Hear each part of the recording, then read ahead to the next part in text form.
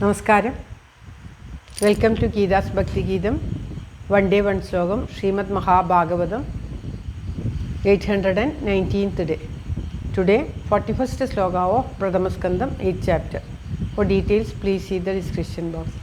ഗീതാസ് ഭക്തി ഗീതം, ഒരു ദിവസം ഒരു ശ്ലോകം. ശ്രീമദ് മഹാഭാഗവതം. ഇന്ന് 819 ദിവസം. പ്രഥമസ്കന്ധത്തിലെ 8ാമത്തെ അധ്യായത്തിലെ 41ാമത്തെ ശ്ലോകം. ഓം നമോ ഭഗവതേ വാസുദേവായ. ഓം ശ്രീകൃഷ്ണ പരമാത്മനേ നമ. ഹരിശ്രീ ഗണപതയേ നമ.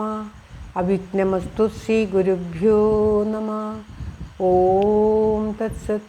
കൃഷ്ണം നാരായണം വന്ദേ. കൃഷ്ണം വന്ദേ വ്രജപ്രിയം. കൃഷ്ണം ദ്വൈപായനം വന്ദേ.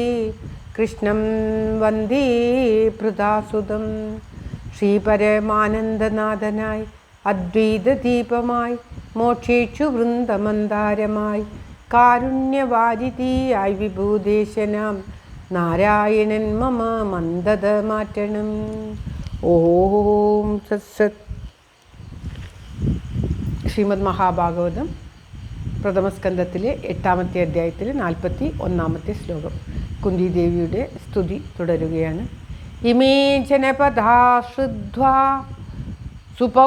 സുപക്കോഷധി വിരുധ വനാദ്രിനദ്യുധന്വന്തോ ഹേദന്തേ തവ വീക്ഷിതൈ. ഓം തത്സത്. ഇമേ ജനപദാ ശ്രുധ്വാ സുപക്കൗഷധി വിരുധ സുപക്കൗഷധി വീരത വനാദ്രിനദ്യുധന്വന്തോ ഹേദ്യന്തേ തവ വീക്ഷിത ഹേദ്യന്തേ തവ വീക്ഷിതൈഃ. ഓം തത്സത്. ഇമേ ജനപദ സുപക്കൗഷധി വിരുധ വനാദ്രി നദ്യുധന്വന്തോ വനാദ്രി നദ്യുധന്വന്ത ഒരു വാക്കാണ്. ഹി ഏതന്തേ തവ വീക്ഷിതേ.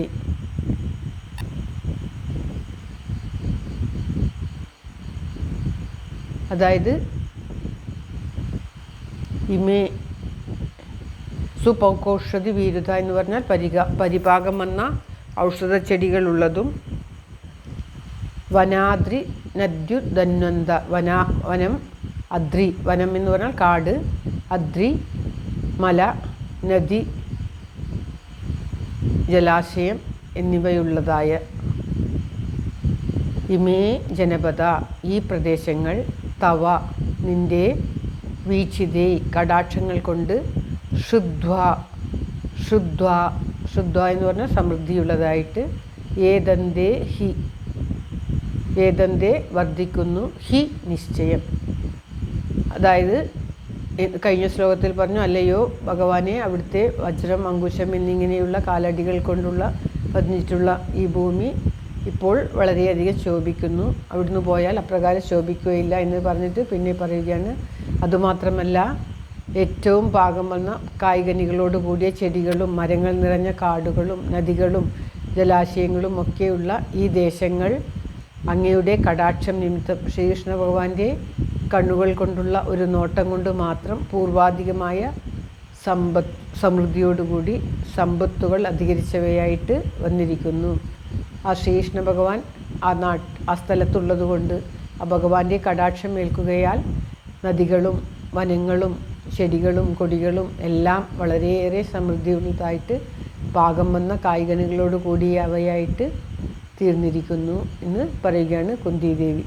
ഭഗവാന്റെ മഹത്വം എപ്രകാരമെല്ലാം വർണ്ണിച്ചിട്ടും മതിയാവാതെ വീണ്ടും വീണ്ടും ആ ഭഗവത് മഹത്വം, ശ്രീകൃഷ്ണ ഭഗവാന്റെ മഹത്വം ദേവി വർണ്ണിച്ചുകൊണ്ടിരിക്കുകയാണ്.